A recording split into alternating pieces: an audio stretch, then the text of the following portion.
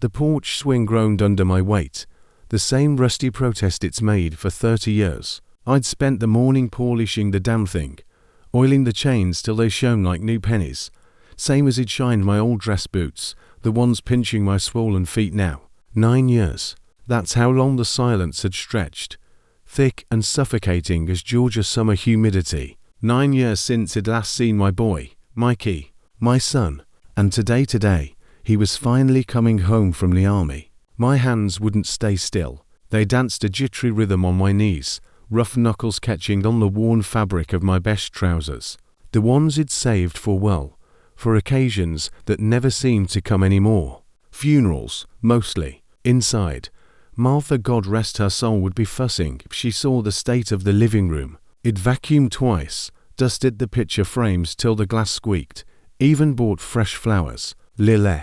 Mikey always liked the smell, though he'd never admit it. Tough kid that he was. The scent drifted out now, cloying and sweet, mixing with the sharp tang of my nervous sweat. 9 years. It echoed in my skull. A lifetime ago, he was a lanky teenager slamming the screen door, yelling about football practice or some girl. Then the uniform. That picture on the mantel, him standing ramrod straight, but cut sharp enough to cut glass, eyes staring into a future I couldn't see. Pride had swelled in me then, fierce and hot, pushing aside the gnawing fear. My boy, serving, like I did. Different war, same damned machine. I checked my watch for the 100th time. 10 minutes. The letter said 1400 hours. 2 p.m. Had always been precise. Mikey. Even as a kid. The driveway was empty. Just my old Ford pickup baking in the July sun. Dust motes danced in the shafts of light, slicing through the oak trees. Every distant engine sound, every shift of the wind, made my heart stutter against my ribs like a trapped bird. I remember dropping him off at the recruiting station. The handshake, firm, to firm, maybe, trying to prove something. To me, to himself. My throat tightened. I hadn't hugged him. Stupid pride. Stupid, stubborn holly pride. Martha had wept silently into a handkerchief. I just clapped him on the shoulder, mumbled something about staying sharp, listening to his sergeants, words that felt hollow even then. The last thing Head said, looking me dead in the eye, see you when I see you, Pop. Not Dad, not Father, Pop. Distant, like I was already fading. The rumble was different this time. Lower, steadier, not the neighbor's rattle trap. My head snapped up. A dark sedan, government issue looking, sleek and impersonal, turned into the driveway. It purred to a stop, kicking up a small cloud of dust that settled slowly in the heavy air. Time stopped. My breath hitched, trapped somewhere beneath my sternum. The driver's door opened. A young man in crisp fatigues got out, scanned the property with calm, professional eyes. Security detail. For my Mikey. Then the passenger door swung open. He unfolded himself from the car. Taller. God. Had gotten taller. Or maybe it was just the way he held himself. Ramrod straight. Shoulders squared. Chin level. The lean boy was gone, replaced by hardened angles and coiled tension. The uniform fit him like a second skin. Sharp creases. Boots gleaming like obsidian. He wore the rank, the insignia, the whole damn weight of it, with a stillness that felt unnerving. Alien. He turned, looked towards the porch. Our eyes met. For a heartbeat, just one fractured second, I saw him. My Mikey, buried deep behind the flinty gaze of the soldier. A flicker of something. Recognition. Shock. Then it was gone, shuttered like a steel door slamming down. His face became a mask. Impassive. Cold. He said something low to the driver, who nodded and stayed by the car. Then Mikey started walking towards me. Each step was measured, precise, eating up the distance between the car and the porch steps like it was hostile territory. The dust puffed faintly under his boots. My own boots felt welded to the porch boards. I tried to stand, my knees protesting with a sharp crackle of arthritis. I managed it, gripping the swing chain for balance, forcing myself upright. Pride again. Stupid pride. He stopped at the bottom of the steps, didn't come up, just stood there, looking up at me. The sun was behind him, casting his face in shadow, but I could feel the intensity of his gaze. It wasn't warmth. It was an appraisal. Calculating. Distant. "Mikey," I rasped. My voice sounded like gravel in a tin can, unused and rusty. "Son." "Holly," he said. Flat. Toneless. Just my name. Not Pop. Not Dad. Holly. Like I was a stranger. A superior officer. The casual brutality of that single word hit me like a physical blow. I flinched. Actually took half a step back. The swing groaning behind me. "Welcome home," I managed. The words thick and clumsy. It's real good to see you." A lie. It was agony seeing him like this. A stranger carved from my own flesh and blood. He didn't respond to the sentiment. His eyes scanned the porch, the house, the yard, missing nothing. Assessing defenses. Or just looking for signs of decay. His gaze finally settled back on me. There was no warmth in those eyes. Just a chilling emptiness. A void where my son used to be. "You look older," he stated. Not an observation laced with concern. Just a fact. Cold, hard data. I swallowed. The lump in my throat the size of a baseball. "Time passes," I said lamely, gesturing vaguely at myself. Had a touch of arthritis. Gets me in the knees. And the shoulder, where I took that shrapnel back in '71, remember. I was babbling, reaching for connection, any connection, even the shared language of old wounds. Still acts up when the weather turns damp. He didn't react to the shrapnel mention, didn't blink. "The army provides adequate medical care," he replied, his voice devoid of inflection. "You should utilize it." It was like talking to a wall. A very efficient, very cold wall. The lily scent suddenly felt nauseating. The carefully polished porch swing felt like a mocking symbol of my pathetic hope. The silence stretched, brittle and sharp. The security detail shifted his weight by the car, a subtle reminder of the barrier between us. I had to break it, had to reach him. "Mikey's son, 9 years. That's a long time, a lifetime." "Martha, your mother," my voice cracked. I couldn't say it. Couldn't say she'd passed 2 years ago. Heartbroken, whispering his name at the end. The grief was still a raw, open wound. "She missed you. Terribly." We both did. The "we" felt hollow, a desperate plea. His jaw tightened, almost imperceptibly. For a second, a flicker of something crossed his face. Pain, anger. It was gone before I could grasp it. "Deployment schedules are non-negotiable," he said. The words clipped, official. Communication protocols were followed. Protocols. The word was ice water down my spine. This wasn't my son. This was a report. A debriefing. My frustration, my bewilderment, my sheer grief began to bubble up, hot and dangerous, pushing aside the shock. "Protocols," I echoed, my voice rising despite myself. "Mikey, look at me. Look at this house. This is home. I'm your father." We wrote letters, dozens of them. Sent packages. Christmases. Birthdays, nothing. Radio silence. For 9 years. What happened? What did we do? He didn't flinch. My outburst seemed to wash over him like water off a duck's back. His expression remained impassive, but his eyes hardened further. Turned glacial. "Personal matters are not relevant to operational readiness," he stated, each word precise, deliberate. My duty was to my unit, to my country. Duty. The word tasted like ash. Duty doesn't mean cutting off your family. Boy, duty doesn't mean letting your mother die wondering if you were alive or dead in some godforsaken desert. The words tumbled out, raw and bleeding. I hadn't meant to say it like that. The pain of Martha's fading eyes, asking for him, was too much. "She cried for you, Mikey, every damn day." His composure cracked, just for a microsecond. A muscle twitched violently in his jaw. His eyes, those cold, empty eyes, flashed with something dark and furious. It wasn't sorrow, it was rage.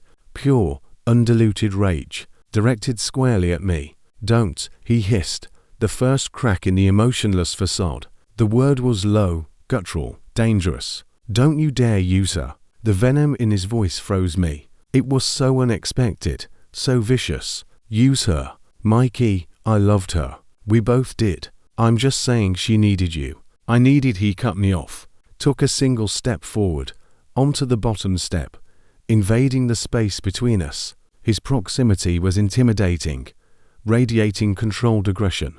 The soldier was fully present now, the mask gone, revealing the fury beneath. "What you needed," he spat, his voice low and vibrating with intensity, "is irrelevant." What she needed, he stopped, his chest heaving slightly, the only outward sign of the storm inside. He seemed to wrestle the emotion back down, forcing the icy calm to resettle over his features.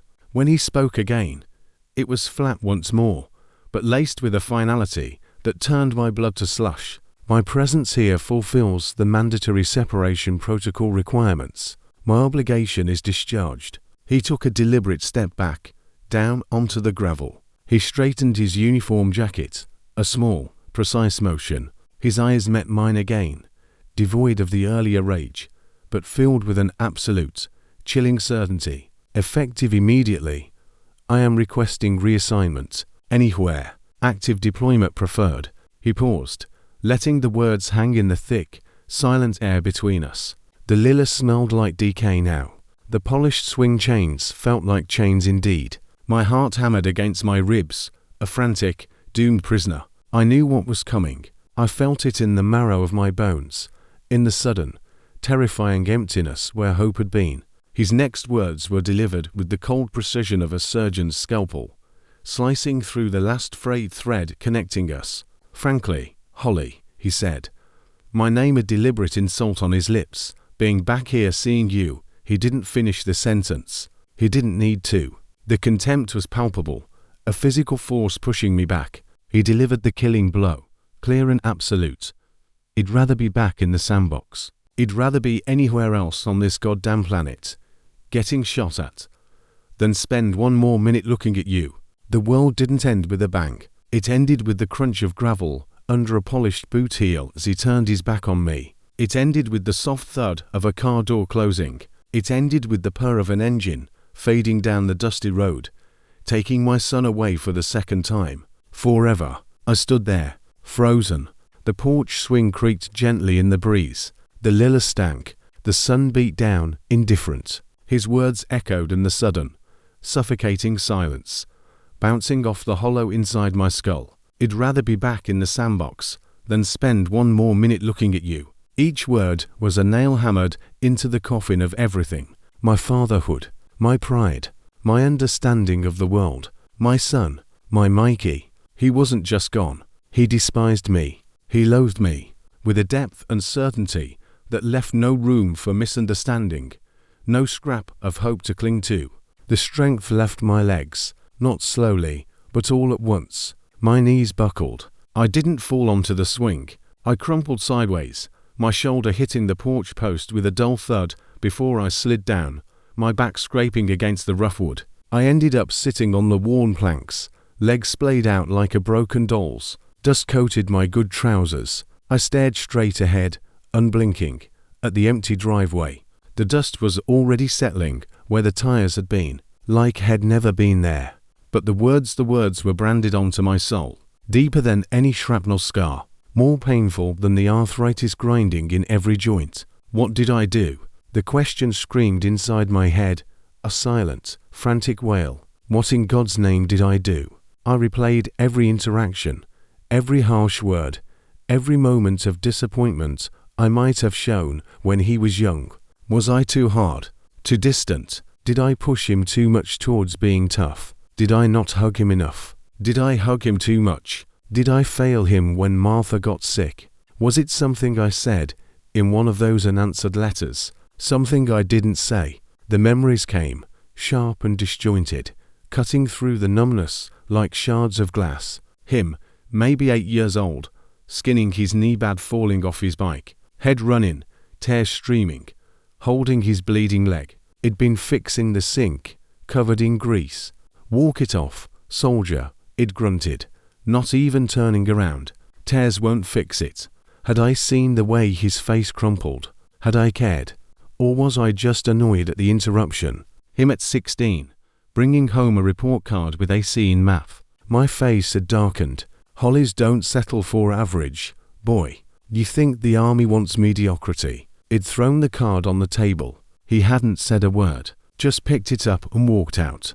Had that been the moment? The seed, his graduation, basic training. He'd looked so proud standing there in his uniform for the first time. He'd been bursting with it, too. But what had I said? About damn time you made something of yourself, boy. Now the real work starts. Had I ever just said, I'm proud of you, son? Had the words ever actually crossed my lips? I couldn't remember, not clearly. And Martha, God, Martha, she'd been the bridge, the softness to my hardness. She'd written the letters full of news about the neighbors, the dog, her garden, her love. It scrawled my name at the bottom. Maybe added a line about the weather or the truck. Had he read her words and felt her love, and seen my pathetic scrawl as an afterthought, a dismissal? When she got sick, when the cancer ate her alive from the inside, I'd been useless, paralyzed. I couldn't fix it, couldn't fight it. All I could do was sit by her bed, holding her hand, watching the light fade. We'd written to Mikey, begged him to come home, just once, just to see her. The letters came back, returned to sender, addressee unknown. Had he gotten them? Had he chosen not to come? Or had the army kept them from him? Did it even matter? The result was the same. She died with his name on her lips, a question in her eyes I couldn't answer.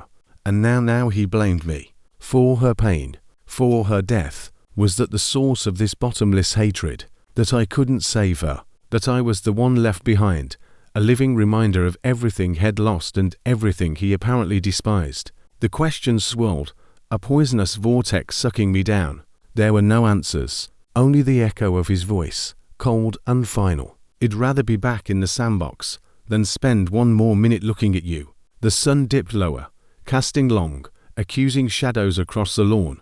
The security detail was long gone. The neighborhood sounds, kids shouting, a lawnmower droning, felt like they came from another planet. I was marooned on an island of my own making, surrounded by the wreckage of a relationship I didn't even know was sinking until it had already hit the bottom of the Mariana Trench. I don't know how long I sat there. Minutes, hours, time lost all meaning.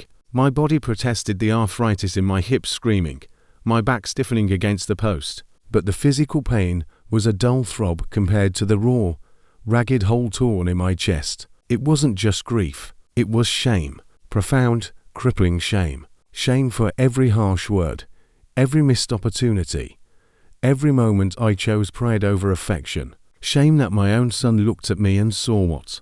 A monster, a failure, a symbol of everything he rejected. And beneath the shame, a terrifying loneliness yawned open. Martha was gone. Mikey was gone.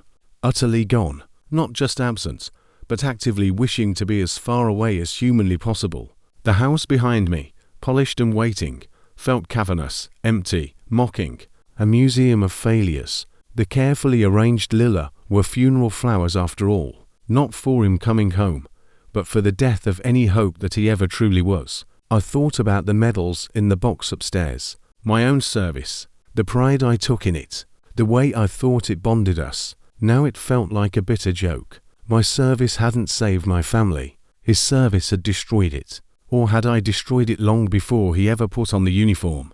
A dry, hacking sound startled me. It took a moment to realize it came from me. Laughter, bitter, broken laughter that scraped my throat raw. It echoed emptily on the porch. It shined my boots, polished the swing, bought flowers, prepared for a homecoming, a reconciliation, a second chance. What a fool.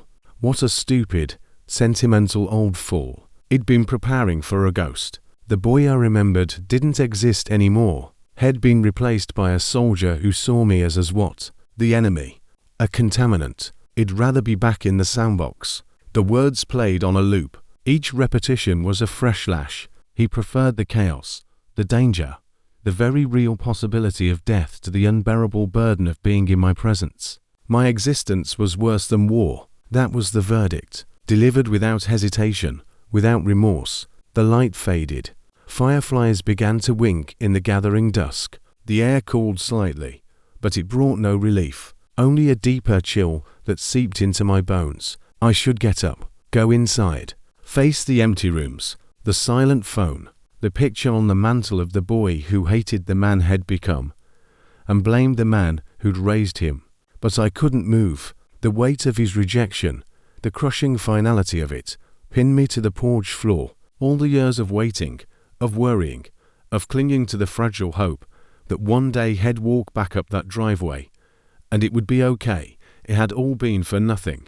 Worse than nothing. It had been a lie I told myself to make the loneliness bearable, and now the lie was shattered, leaving only the sharp, ugly truth exposed. He was gone, not just physically, he was gone from me, utterly and irrevocably. And the last words between us, the words that would echo until my own dying breath, were his declaration that seeing me was a fate worse than combat, a punishment he would actively seek to avoid, even if it meant running back into the jaws of hell itself. The first sob hit me like a convulsion. It tore from somewhere deep inside, a raw, animal sound of pure, unadulterated agony. Then another, and another. I didn't try to stop them. There was no one left to hear, no one left to care. I sat on the porch of the house that was no longer a home, covered in the dust of my son's departure, and wept for the boy I lost, for the man I failed, and for the crushing, desolate understanding that some wounds don't heal, some absences are eternal, and some judgments, delivered with the cold certainty of a soldier's verdict, are the only epitaph a failed father will ever get. The porch swing groaned softly in the dark, a mournful counterpoint to the ragged sound of a heart breaking, finally and completely, on the worn wood where hope had died.